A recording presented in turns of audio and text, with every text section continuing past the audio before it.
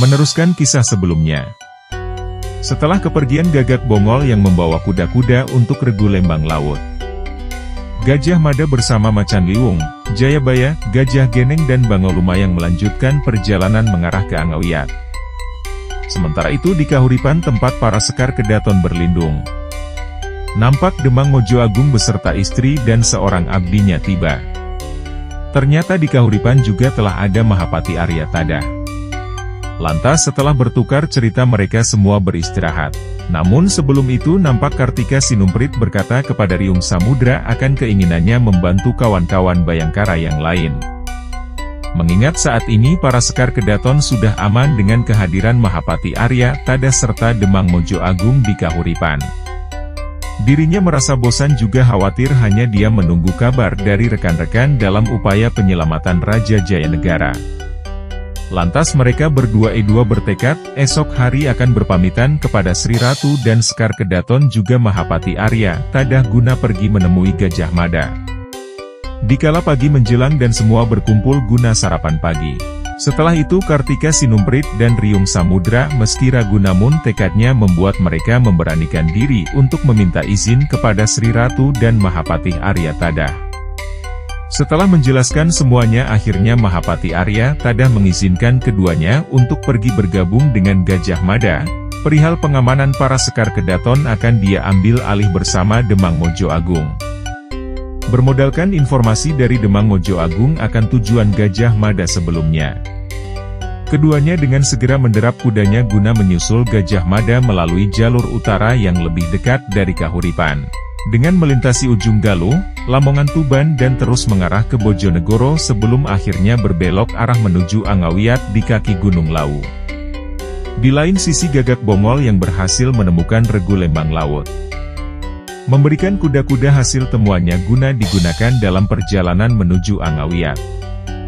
Serta berkata kepada Lembang Laut, karena kegagalan di misi merahasiakan tempat persembunyian Jayanegara sebelumnya, maka saat ini yang menjadi pemimpin regu adalah Lembang Laut. Awalnya Lembang Laut enggan mengambil kepemimpinan dari Gagak Bongol, karena memang Gagak Bongol lah orang kedua dalam rantai kepemimpinan di dalam Satuan Bayangkara setelah Gajah Mada. Namun setelah berunding akhirnya Lembang Laut menerima tanggung jawab sebagai keberhasilan misi yang diembannya. Di Istana Rakuti, nampak Rakuti resah karena hingga saat ini belum ada kabar dari telik sandinya akan keberadaan Jayanegara. Namun Rayuyu meminta Rakuti sedikit untuk bersabar, serta bercerita di pertemuan di saat telik sandi mereka mengunjungi istana guna memberikan informasi akan Mojo Agung. Dirinya telah membawakan seekor burung darah, guna digunakan telik sandi itu untuk mengirimkan informasi. Sesaat Rakuti bertanya apakah hal itu tidak menjadi suatu kecurigaan Bayangkara yang lain dari suara burung darah itu. Lantas Rayuyu kembali berkata bahwa dirinya telah memotong lidah burung darah itu sehingga burung itu tidak akan bersuara dan telik sandinya hanya cukup memberikan makan dan minum kepada burung darah tersebut dengan beberapa buntalan jagung yang juga telah dirinya bawakan. Nampak lega Rakuti mendengar hal itu, kini tinggal menunggu waktu akan datangnya informasi dari telik sandinya. Beberapa hari berselang, ketika di perbatasan Madiun, Gajah Mada menghentikan perjalanannya. Lantas meminta Jayabaya dan yang lain untuk melanjutkan perjalanan ke Angawiyat. Keempat Bayangkara itu nampak bingung mendengar hal itu. Kemudian Gajah Mada melanjutkan dengan memberikan suatu kalimat bermakna rahasia yang harus Jayabaya sampaikan kepada Lembang Laut dan Gagak Bongol. Dalam kalimat sandi itu terdapat lokasi tempat pertemuan selanjutnya yang telah dipilih oleh Gajah Mada. Kalimat tersebut berbunyi, orang-orang lupa diri, melupakan anak dan istrinya, tapi bukan untuk beradu jago. Setelah mengingat pesan itu lantas, Jayabaya, Macan Liwung, Bangau Lumayang, dan Gajah Geneng melanjutkan perjalanan menuju barat ke Angawiyat. Sedangkan Gajah Mada memutar arah kembali ke arah hutan Saradan untuk selanjutnya mengarah ke utara dari hutan Saradan. Sementara itu regu Lembang Laut yang tiba di hutan Saradan telah menyampaikan berita duka kepada keluarga Risang Panjer. Orang tua dan istri Risang Panjer terpukul namun juga merasa bangga mengetahui anaknya gugur dalam mengemban tugas negara. Setelah berpamitan Lembang Laut dan yang lain kembali melanjutkan perjalanannya. Nampak telik Sandi Rakuti berkata dalam hati, jika terus ke arah barat dari hutan Saradan ini, apakah mungkin tujuan mereka adalah Madiun atau masih terus mengarah ke barat lagi? Karena ketidakyakin itu membuat telik Sandi Rakuti tersebut menunda untuk memberikan informasi kepada Rakuti melalui burung darah yang sebelumnya telah disiapkan Rayuyu. Tidak jauh dari hutan Saradan, Gajah Mada yang kembali dari arah Madiun, dengan kemampuannya melihat pertanda serta pendengarannya, mampu menerka bahwa sekelompok penunggang kuda telah mengarah ke arahnya. Lantas dirinya bersama Raja Jayanegara memilih bersembunyi. Hingga akhirnya diketahui yang melintas tersebut adalah Regu Lembang Laut. Dipandangi satu persatu anggotanya mulai dari Lembang Laut, Gagak Bongol, Aji Pradabasu, Mahesa, Singa Prapen, Gajah Enggon, Lembu Pulung. Namun ketidakhadiran Risang Panjer menjadi suatu pertanyaan di benak Gajah Mada.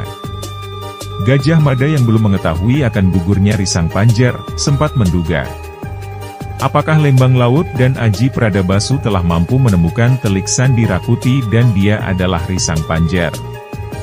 Dan kemana Risang Panjer? Apakah telah mereka lenyapkan ataukah meloloskan diri sehingga tidak ada di dalam Regu Lembang Laut? Raja Jayanegara yang melihat Gajah Mada sempat bertanya, mengapa terus bersembunyi bahkan dari pasukannya sendiri? Gajah Mada menjelaskan karena ketidakyakin akan telik Sandi Rakuti di tubuh Bayangkara, apakah sudah ditemukan, apakah hanya seorang Risang Panjer atau masih ada yang lain. Sehingga dirinya memutuskan membiarkan mereka menuju Angawiyat guna bertemu Jayabaya. Dan jika memang Lembang Laut sebijak yang Gajah Mada kira, sungguh amat mudah mengartikan pesan yang dititipkannya kepada Jayabaya. Lantas setelah dilihat Regu Lembang Laut telah jauh dari dirinya, Gajah Mada kembali menderap kudanya menuju utara hutan Saradan. Setelah sekian lama dan beberapa hari, di dekat sungai sebelum memasuki Bojonegoro. Di aliran sungai tempat Gajah Mada dan Raja Jayanegara beristirahat. Tiba-tiba dua kuda dengan penunggang wanita juga nampak mendekati sungai itu guna memberikan kuda-kudanya minum dan mengistirahatkan diri dan tunggangannya.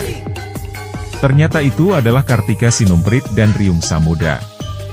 Lantas Gajah Mada mendekati mereka guna bertanya keadaan kahuripan dan mengapa mereka ada di sini. Setelah Kartika Sinumprit menjelaskan semuanya, maka Gajah Mada bersyukur karena Sekar Kedaton masih aman.